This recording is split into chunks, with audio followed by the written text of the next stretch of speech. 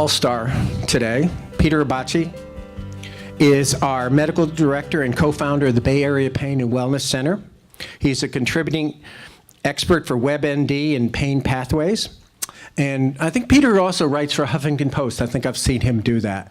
And so we're real excited to have him talk today, and thank you. I hope you will be inspired to learn, and I hope you will, with what you learn, will inspire you. I have only one objective today, and it's a very simple one. And in my own clinic, when I talk to my FRP patients in our program, I ask them, why do we have this program? And everybody gives good answers like, we're going to learn tools to manage our pain, we're going to be able to function better. And those are really good answers, but there's really underneath it, there's really only one thing. And that's to have a great life with CRPS. And that, if we can contribute just a little bit today to help you get on a path to having that, then this will be so worth it for all of us. Professor?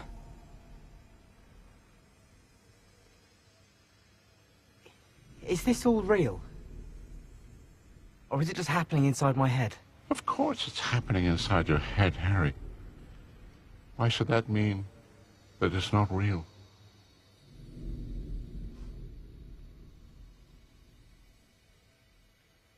Professor, what should I do? So as you're going to guess, I love Harry Potter. I'm a huge fan, but my talk is about conquering the brain.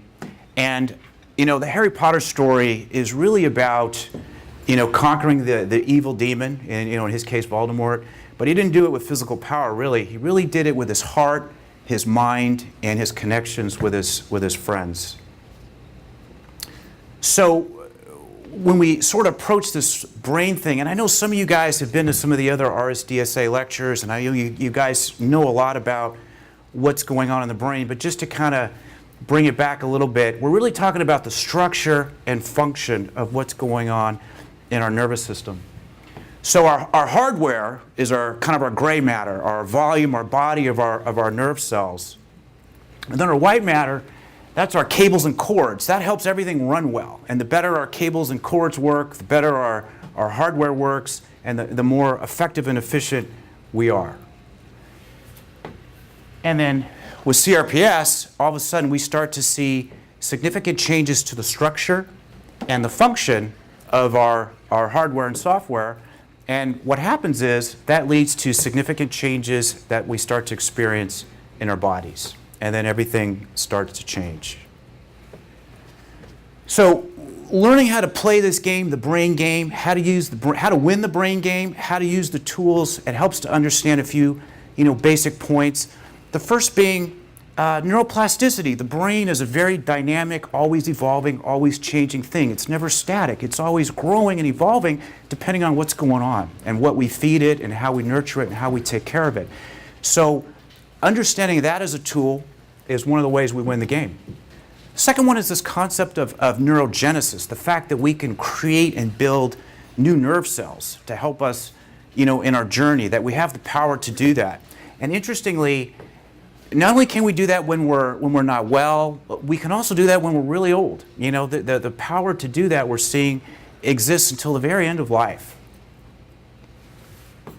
Epigenetics. So we've also learned that we have the ability to turn genes on and off in our nervous system.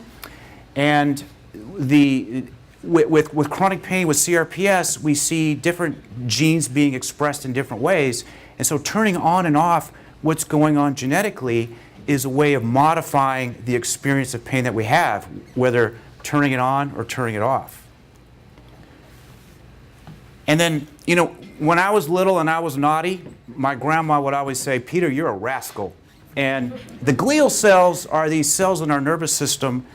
They can be rascals if we let them, and they can sort of fan the flames of pain and inflammation and chronic nerve pain. And so understanding, how to keep those guys at bay is another way of winning the brain game. So at the end of the day, when you put all this together, you've got the power. the power is inside of you to manipulate this so that you can start to take control, take charge of the disease that you have, and start to create the change that you want that will lead to long-lasting recovery, long-lasting healing, and well-being. So when we're talking about this sort of CRPS brain and some of the structural changes that lead to some of the functional things that happen, we know that the way our body moves starts to change and starts to get affected. And we have this strong connection between the brain and our bodies that's creating that. We know about the sort of distorted body image, the way we see ourselves. When we look at ourselves in the mirror, we start to see things differently. It has to do with the way we see things at a brain level. And we start to ignore or neglect certain parts of our body sometimes. The sensitivities to touch, I'm sure a lot of you know that firsthand. And the temperature changes, all these things that we start to experience or see happening in our bodies is connected to these structural changes taking place in our brain. And then I think the mood changes, the stress, the intense anxiety that we feel when our body's on fire, understanding how this all happens.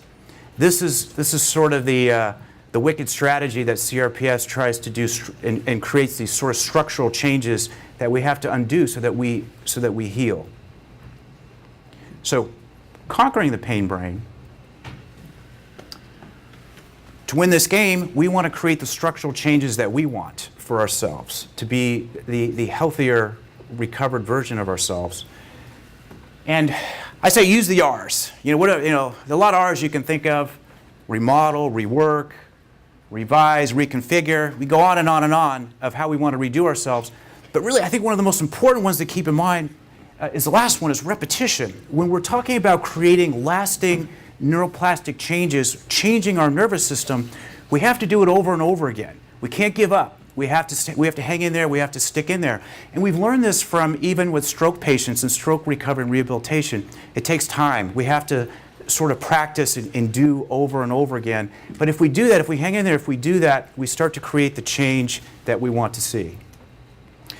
So I like to talk about 5 sort of key elements of success. So when you're working with your providers, your healthcare teams, when you go back home, if you can sort of keep these things in mind and use this as part of building your strategy, I think this will help you, conquer the brain and win the pain game.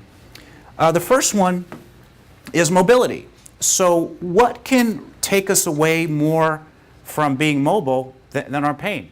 And what can, the less mobile we are, the more our quality of life goes down. And so the more we can get around, the more active we are, the better usually our quality of life is. So when you're talking with your doctors, working with your team, think about what things can we do that's going to help us be more mobile and more active.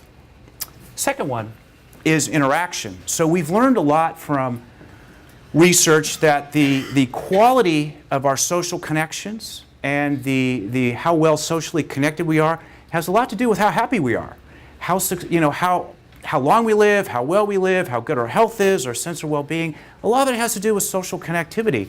And I think when we're in pain, what suffers more than our social connections? We maybe become disconnected from our friends, our coworkers, maybe we withdraw from family members. So what sort of treatments, what sort of things can be done to help rebuild social bonds and connections? Obviously, things like being here today. And then third one is independence. What sort of treatments or things can be done to help me be more independent? Nobody really wants to be dependent on other people for basic life activities, ADLs, things like that. How can I work my medical treatments to make me a more independent person? Make that part of your strategy. I think the fourth one is really important, validation. We all need to be validated. I think a lot of us can relate to what is it like when people don't understand what we're going through. Maybe we don't feel like our doctors believe that we're really suffering the way we feel we are, or our family members. How many people here are friends or family of somebody with CRPS? Yeah, way to go, all right? Validation starts with education. And the more that we can educate other people about what's really going on with this disease, the better that we can all work together. The last one is love. the core bottom of everything, at the end of the day, with whatever you do with your health, the basic human necessity in life is love. And it's a two-way thing. One, of course, is we need to be loved. And the other, I think, to have a truly satisfied, happy life is we have to be able to love other people. And so nothing can strip love away from you faster than a challenging pain problem. And so when we're navigating our strategies and how we're approaching, our health and what we're going to do to treat it, we got to figure out how can we bring more love back, both receiving love and giving love. It is our core necessity and where the real value comes in with what we do. So the storm. So I think this is a big issue with chronic pain in general, and certainly with challenging CRPS problems.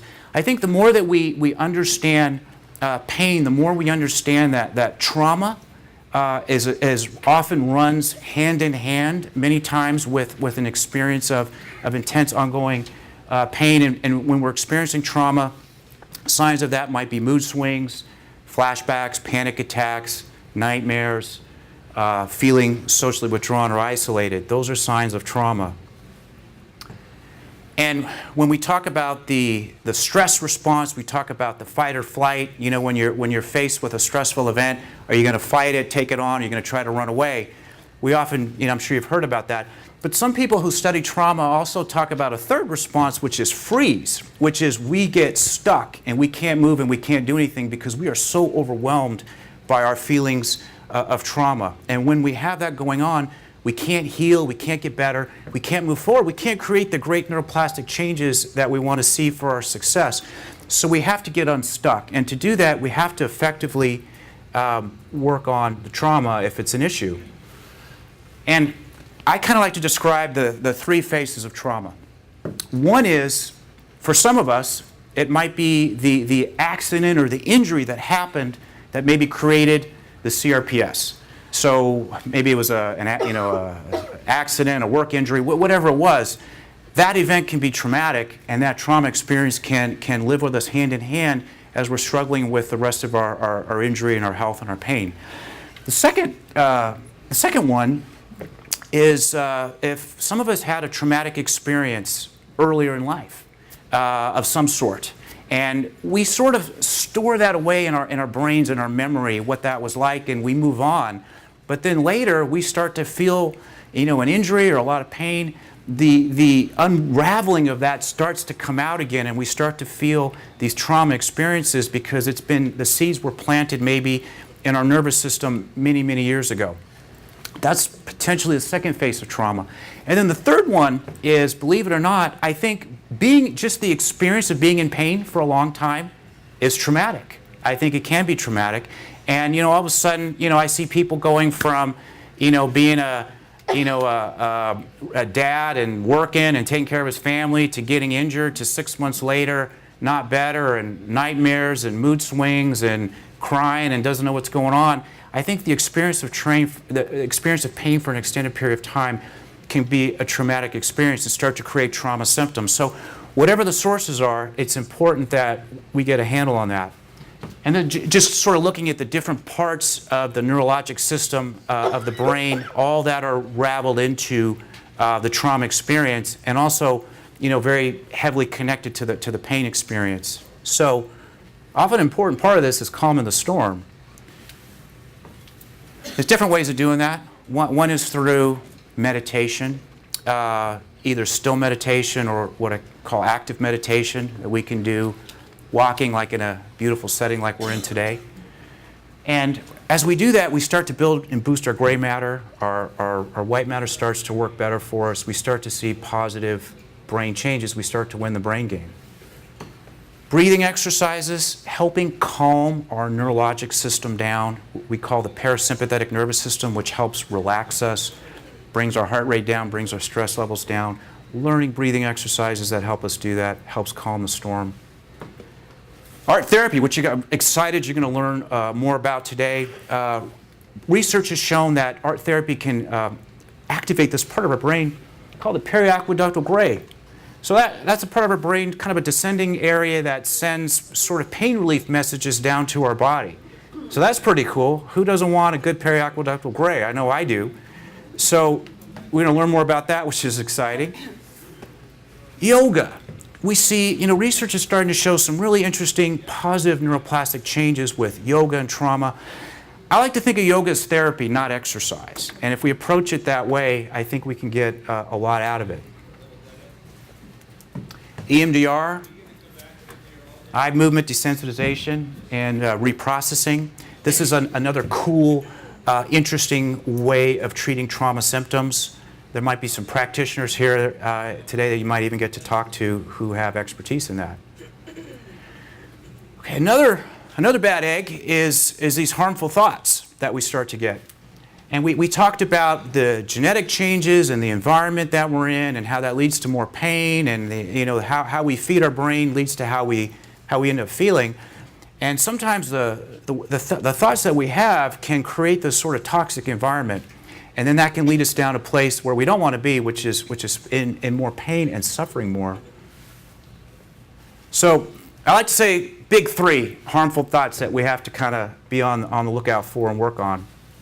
The first is catastrophizing. Catastrophizing is when we feel like something is a lot worse than it really is. Somebody, a doctor or a friend or somebody says something about our medical condition and we think it sounds really, really bad. And research shows that the more we catastrophize, the more likely we are to have chronic pain, the more likely we are to need strong medications. So we have to sort of safeguard how we process our own medical information. The second is fear.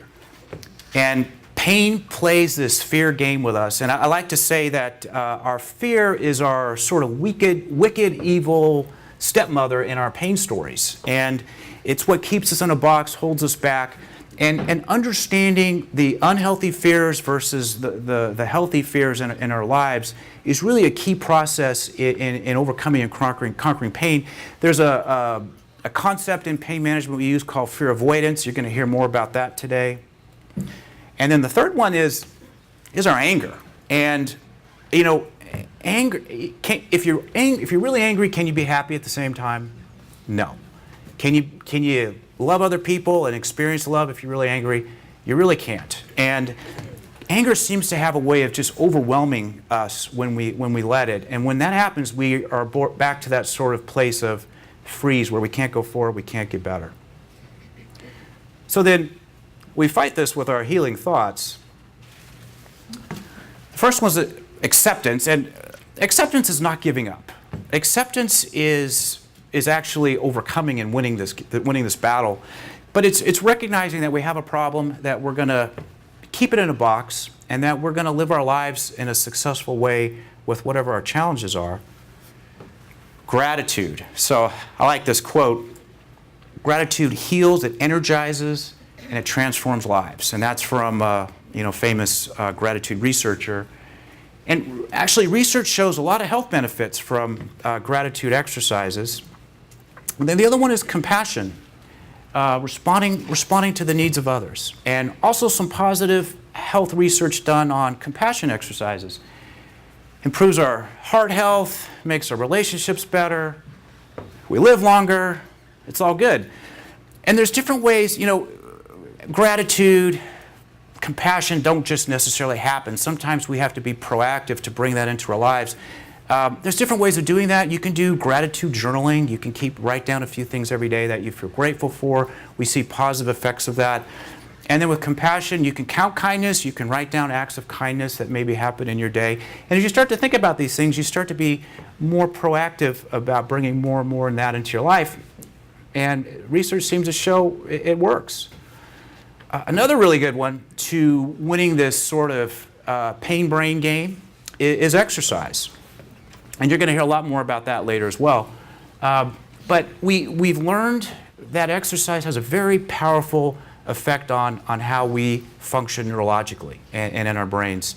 And it helps when we work out or when we're moving our bodies, when we're doing things physically, we start to see these neurotropic factors get produced that helps boost and expand our brains, and we start to be able to use that as a tool to create the changes that we want to see. So we get more gray matter in our hippocampus, our learning centers. And as mentioned earlier, even in the old age stages of life, exercise can produce increased gray matter in our learning centers, can help us learn better, slow down dementia, things like that. And we see better function in a number of different key parts of our brains. And really, these brain areas that exercise helps are really many of the same areas of our brains that are struggling when we're in pain. In the sort of gut-brain connection is another area that we're learning things about. And this is interesting because there's this sort of two-way communication between our neurologic system in our brains and our guts. And we know that we have in our gut, we have this microbiome. We have all hundreds of different types of bacteria inside our intestines. And the makeup of those bacteria change or can change depending on what's going on. And what we're seeing is when changes happen to our microbiome, that creates changes in our brain, and vice versa. When things happen in our brain, changes happen there, it changes the makeup of the bacteria in our microbiome. Very interesting. So some of the direct things that we can do that change the microbiome in our gut, the food that we eat, some of the medications that we take, environmental toxins, all have an effect. And I like to use the rule of 7 if you're thinking about this topic. And the rule of 7 for me is every day try to have 7 different types of produce throughout the day. Fruits and vegetables basically. Pick 7 things. Try to hit that number every day. Sleep. How many people in here have a hard time with sleep? Right? It's like the biggest complaint next to pain, I think, that we hear. So a good laugh and a long sleep are the 2 best cures for anything. It's a great Irish proverb. And, who needs doctors, really? If you can laugh a little and sleep a little, you don't need me. From a scientific level, we learn that sleep is a very valuable tool when we're trying to win the sort of pain game and creating positive neuroplastic changes. We need some good sleep to do that. The brain is very active during sleep. So let's say we're learning Spanish or we're learning French and we're studying during the day. At nighttime, we start to mold these brain connections that help us remember what we're learning while we're sleeping. And so the neuroplastic process is very active at night, even though we're sleeping. And there's been a number of good studies, that have come out the last few years that show a definite connection, correlation between how much pain we feel and how good or bad we're sleeping. So sleep hygiene, important learning tools and strategies that improve our sleep at night. If we have a double cappuccino after dinner, is that good sleep hygiene? No. If we're looking at Facebook on our phones at 11 o'clock at night, is that good sleep hygiene? No. And then you may or may not know about this, but cognitive behavioral therapy for sleep has been shown to be the most effective way to improve our sleep, better than pills. So if you can connect with psychologists or therapists in your communities, if you want to work on sleep, start finding someone that you can work with to learn some good strategies that will help you with that. So once we do all this and we got our strategy going, we start to soar and fly and take off with our journey. And pretty much everything that I talked about today is in my second book if you're interested in reading more. All right, thanks.